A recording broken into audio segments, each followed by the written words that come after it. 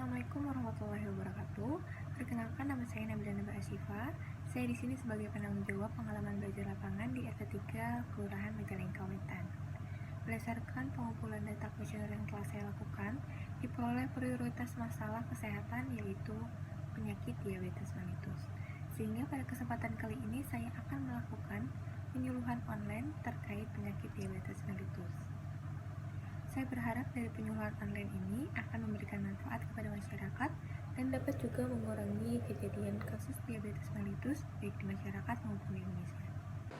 Selanjutnya masuk ke dalam materi.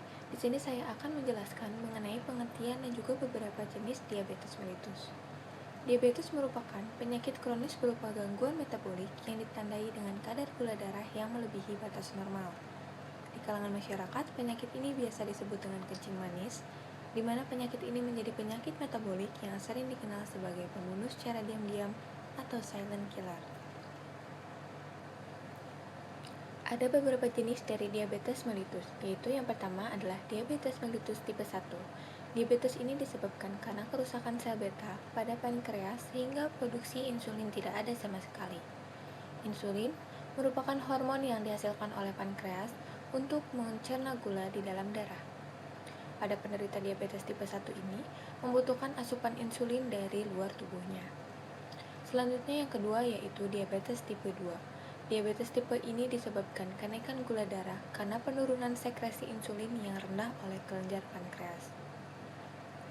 Yang ketiga yaitu diabetes mellitus gestasional. Diabetes tipe ini ditandai dengan kenaikan gula darah pada selama kehamilan. Gangguan ini biasanya terjadi pada minggu ke-24 saat kehamilan dan kadar gula darah akan kembali normal setelah persalinan. Lalu, bagaimana sih cara kita untuk mengetahui kita terkena diabetes atau tidak? Maka bisa dilihat terdapat 4 kriteria diagnosis diabetes mellitus. Yang pertama, jika kita melakukan pemeriksaan gula darah puasa dengan hasil pemeriksaan gula darah puasa yaitu lebih dari 126 mg per desiliter, di mana puasa ini merupakan kondisi di mana tidak ada asupan kalori yang masuk ke dalam tubuh minimal 8 jam, maka dapat dikatakan masuk ke dalam kriteria diabetes mellitus. Lalu yang kedua, jika melakukan pemeriksaan tes toleransi glukosa, pada pemeriksaan ini dilakukan pada saat puasa dengan diberikan 75 gram gula, lalu dilihat 2 jam setelah tes toleransi glukosa. Jika hasil di atas 200 mg per desiliter, maka masuk ke dalam kriteria diagnosis diabetes. Selanjutnya yang ketiga yaitu pemeriksaan gula darah sewaktu. Pemeriksaan ini dilakukan saat tidak berpuasa. Jika hasil pemeriksaan lebih dari 200 mg per desiliter ditambah dengan gejala klasik, maka masuk ke dalam kriteria. Nah, untuk gejala klasik ini dapat disingkat menjadi 3P, yaitu polidipsi, di mana masih banyak minum, poliuri, sering buang air kecil, dan polifagia, yaitu merasa lapar. Selanjutnya yang terakhir yaitu pemeriksaan HbA1c. HbA1c ini merupakan kadar gula darah rata-rata manusia selama 3 bulan.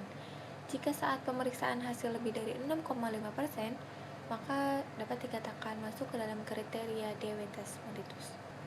Selanjutnya, apa saja sih komplikasi dan akibat dari diabetes mellitus?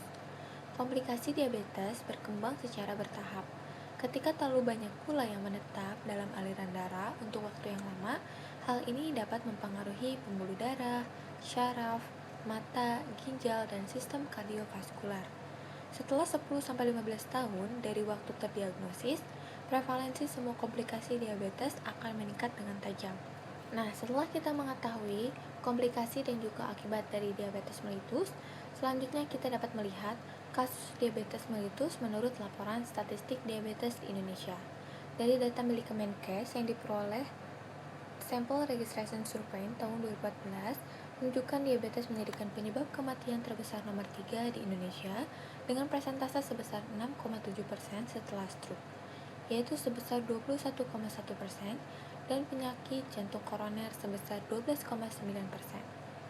Menurut Riskesdas, memperlihatkan peningkatan angka prevalensi diabetes yang cukup signifikan, yaitu dari 6,9% di tahun 2013 menjadi 8,5% di tahun 2018. sehingga estimasi jumlah penderita di Indonesia mencapai lebih dari 16 juta orang. Jika tidak ditangani dengan baik, WHO mengestimasikan angka kejadian diabetes di Indonesia akan melonjak tinggi menjadi 21,6 juta jiwa pada tahun 2030. Selanjutnya yaitu tanda dan gejala diabetes mellitus. Untuk gejala klasik yaitu seperti rasa haus yang berlebihan, sering buang air kecil dan juga cepat merasa lapar.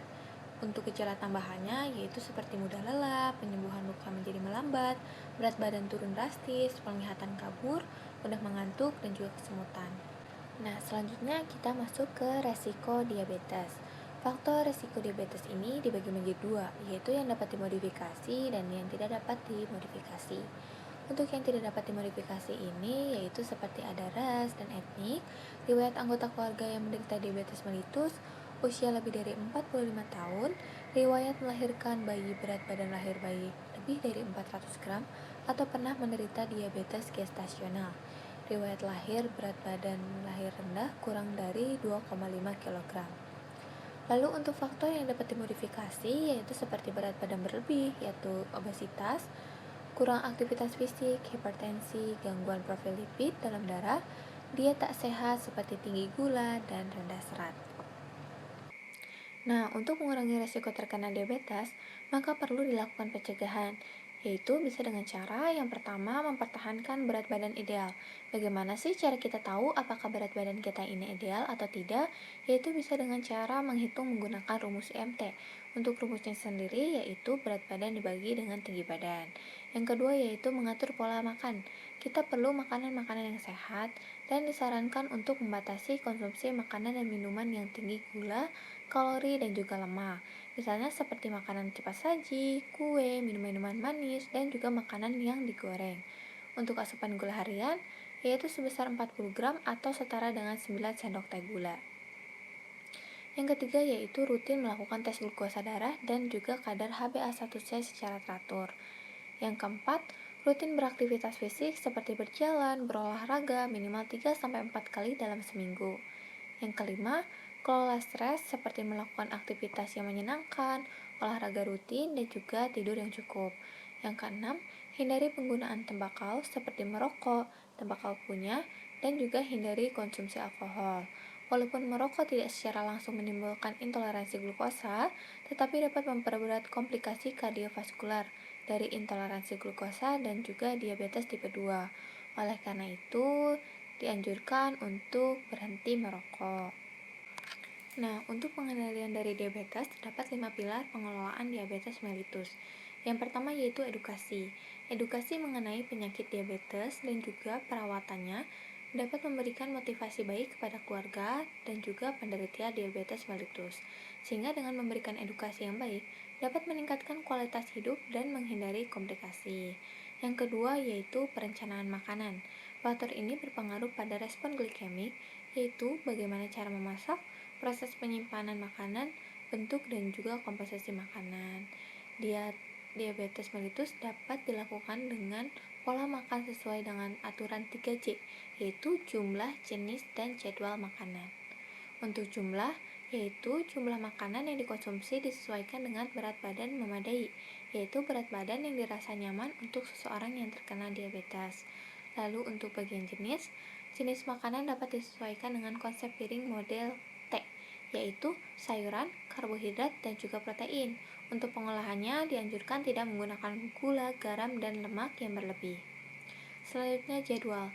Jadwal makan terdiri dari 3 kali makanan utama dan 2-3 kali makanan selingan mengikuti prinsip porsi kecil. Yang ketiga yaitu latihan jasmani.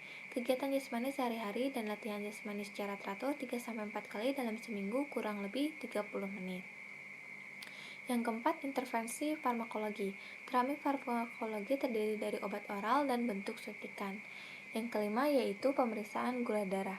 Pemeriksaan gula darah bagi penderita diabetes diperlukan untuk menegakkan diagnosis serta monitoring terapi dan timbulnya komplikasi. Demikian penyuluhan online yang dapat saya sampaikan mengenai penyakit diabetes mellitus. Semoga ilmu yang telah saya berikan dapat bermanfaat bagi seluruh warga RT 03 dan saya juga sangat berharap agar warga menerapkan ilmu yang telah saya sampaikan dalam kehidupan sehari-hari. Ayo kenali penyakitnya, mari menuju masa muda yang sehat, masa tua nikmat tanpa penyakit tidak menular. Wassalamualaikum warahmatullahi wabarakatuh.